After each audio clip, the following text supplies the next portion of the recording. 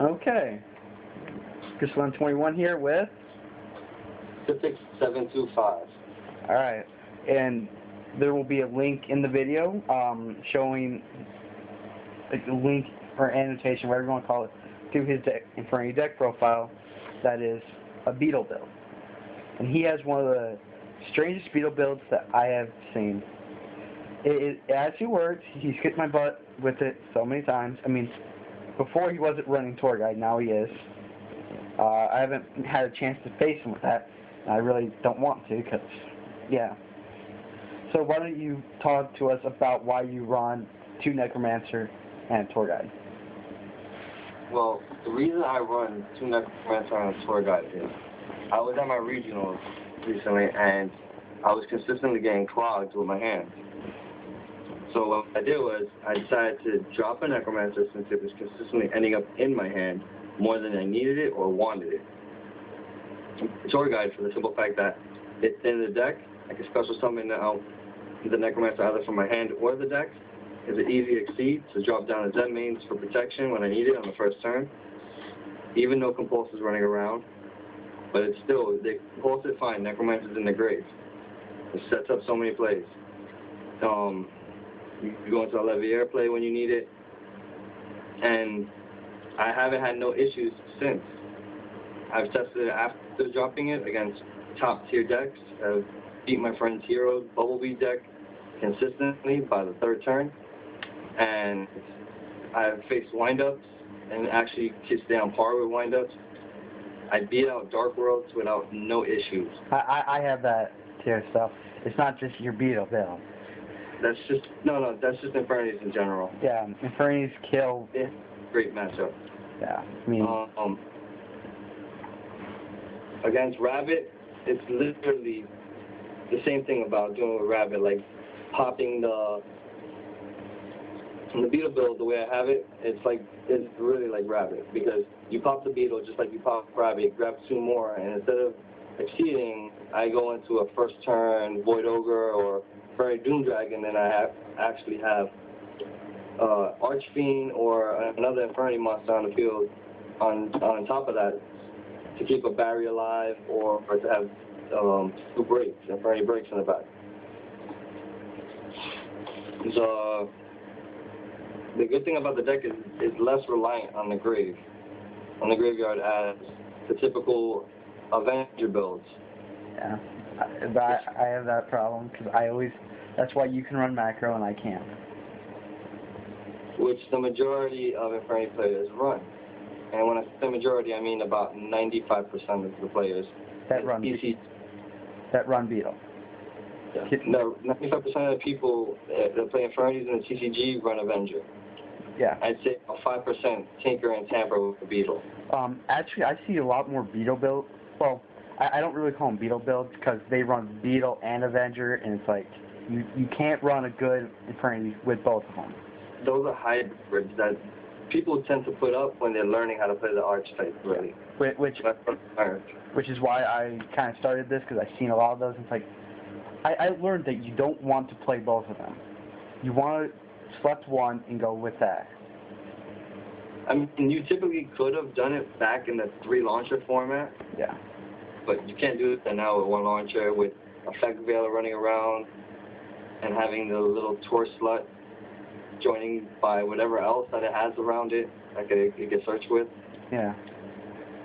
It doesn't help the deck. Having too many tuners and too many possibilities of having a monster clogged hand severely hinders the deck, because as all Inferno players know, you do not want cards in your hand, so you have your effects activated and live at all times. Have you seen my duel versus a stall deck? I actually did not watch that one yet.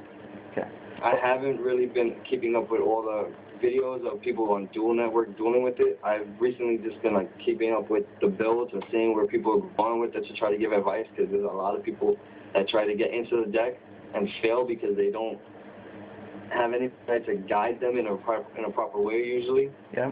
To pick either between Avenger or Beetle, and they try mixing it, and then when they say that they're doing really good, the majority of the time they're either facing people that don't know how to play against the deck, or they're just getting lucky. Yeah, and it's not to put them down. It's not to put them down because it's not. I'm not trying to put anybody down, but that's just the facts of how an Inferno deck is. Either they don't know how to play against it, the people that they're facing, or never played against the archetype or don't know nothing about the archetype, or the person is just getting lucky with hands. Yeah, because one thing that you do with the hybrid is you either go for your Avenger plays or you go for your Beetle plays. You don't tend to use them both at the same time. You tend to go for one or the other. And me, when I first started, I did the hybrid, and I found myself using Avenger more than I used Beetle, just because I liked Avenger more, and I hate Gachi, so I didn't like to do that. And yeah, go ahead and make your comment. No, Gachi is boss, but it depends on how you use it. It's like a lot of cards in the game. The card could be the best card in the world, but if you don't use it properly, it doesn't mean shit, to be honest with you. Like that. People waste barriers, and it's stupid. I mean, the only time a person should be going all out with barriers and countering every little thing is if they're pushing for game. I mean, honestly, a lot of people now, I mean, this is a good way to fake out your opponent. Add a break to your hand, and they're instantly going to think you have a barrier set.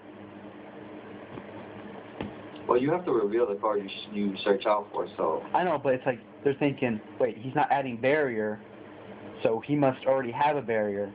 That's why he's not adding one. That is true. And I've had that done a lot of times. People have set down a break in a first in the season and first monster in attack position, and it's just like veterans, because people who know how to play the deck don't attack into anything or try activating spells like that. They'll just like set a monster or summon a monster and just be like, go, or see what I'm going to do. Or they'll try to bait it out with something. That doesn't happen to me very often. I get baited out with dark holes a lot, and I'm like, what? I don't mind dark hole. This deck comes back from dark hole, regardless of which build you're using. It comes back to dark hole like nobody's business. Because you're just sending everything to the grave, and we just bring everything back. Because I mean, honestly, if you send Doom to the grave, which I've had people do, send Doom to the grave, leave Necromancer. I'm like, okay, bring it back next turn. And that's what we do. Harsh on a void. If you've already negated something and then they dark hole it, it's a little more harsh. But that's kind of why you have Call of the Haunted and stuff like that. I don't run Call of the Haunted. But you have Monster Reborn. Yeah, it's simple. It's a staple. Everybody runs Monster Reborn. How you not gonna have Monster Reborn? The only time you should be running a Monster Reborn is if it's banned. The only time you should not have that card in your deck. Which I honestly hope they never ban it again because it's an icon. But we're kind of getting off topic here.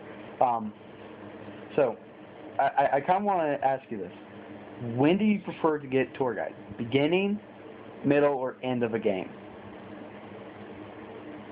Doesn't matter to me, actually. It really doesn't. It depends on where I stand on the field and where my opponent stands on the field. If he has a stronger field presence than me early, then I would prefer to have it early so I have a form of defense to stall out until I can get the pieces I need to remove what he has or get over what he has in essence to be able to try to take the game away. Otherwise, if I get a late game, the only thing I use it late game for normally is to go into Levier to recycle my Archfiend plays or Avenger, where I've actually gone on the first turn, second or third turn, sorry. I've used Inferno break on something, then I would normal summon Tour Guide. I had Tour Guide normal summon that go into Necromancer, overlay into, no, not overlay yet, I would go into break something, then overlay into Levier, because I would remove the Archfiend for the break, special Archfiend, grab whatever is beneficial at the time. It depends. I might go for another barrier or another break. Or if you have an easier launcher, yeah, you go for launcher. It depends on what's in the grave. Yeah, if it's early game, you probably won't have the setup for it. That's not true. I've had the setup before. I'm saying, like, sometimes you won't. Typically, I would normally go for a break or a barrier, and I would pass the turnover and see where the person is going to go, or I would attack and then see where the person is going to go, depending on what's on the field. Okay. Now, there's something else that I want to ask you. You run 3 break, right? Yes. Why do you use 3 break? I know it's good, but why 3? Alright, the reason I run 3 break in the deck is simple. Unlike where the Avenger build, it's not as powerful in the Avenger build as it is in the Beetle build. Because once you pop Beetle, the first Beetle you use typically isn't needed anymore. And there are times where I've had a barrier MST, and break, once you use the first one, the next 2 are always live. Yeah. And it's harsh to get over a field where you have an Inferno Archfiend with a Void Ogre, and then backed it by either 1 to 2 breaks and a barrier. Yeah. Because they really have no real plays. The last time I faced somebody, I actually had barrier, break, and Starlight Road set. Okay. With Void Ogre and Archfiend on the field. Nice. And the person was like, heavy. I'm like, Starlight Road. Okay. No, I didn't do Starlight Road yet. I did, they go Dark Hole, I go Negate with, Void. They're like, okay. They go heavy to get rid of my back row. Starlight Road. They look at me. They're like, okay. Set a monster. Okay, good. I go. I top deck Archfiend. Nice. Grab launcher. Pop launcher. Go into Inferno Doom Dragon. GG. Off this set. Swing for a game. Nice. That's how we do it. But no, I want to end this with you talking about some of your experiences with the Beetle build versus your experience with Avenger and how that fits your play style. Well, when I used to play Avenger, I noticed that I was more aggressive than a person that liked to stall out and waste resource for resource, like a typical Avenger build the player would. And Beetle, where it had the aggression that I liked of Dino Rabbit, had the same type of aggression where it would go off as fast as possible and gain strong field presence. And I liked the fact of being able to control a duel or a game or whatever you want to call it. I like the fact of being able to have that ability to control a game, Yeah. and then have those power plays early. I really don't like where it drags on. I don't like dealing with long games. I can't deal with it. It annoys me. I hate stall decks simply because of that. I cannot deal with chain burn, things like that. I could not deal with. I hate to play it. I don't knock the people who play it. I hate the decks personally. But that's one of the main reasons why I went from Avenger to Beetle. Is when one day I was looking up Beetle build, I was looking up the Inferno builds, and I noticed that in the OCG they were running Beetle builds, where yes, they have Lavalval Chain, which will eventually be released over here. Yeah. But the card makes the deck just literally that much better, as you can literally set up an Archfiend top deck and go like set up top deck, go into Monster Gate, sacrifice Lavalval Chain, top deck Archfiend, go off after going off already. Yeah. That's pretty nice. The Avenger build has the same abilities, and they would do it with Summoner Monk. You tech in 2 Summoner Monk, normal 1 Summoner Monk,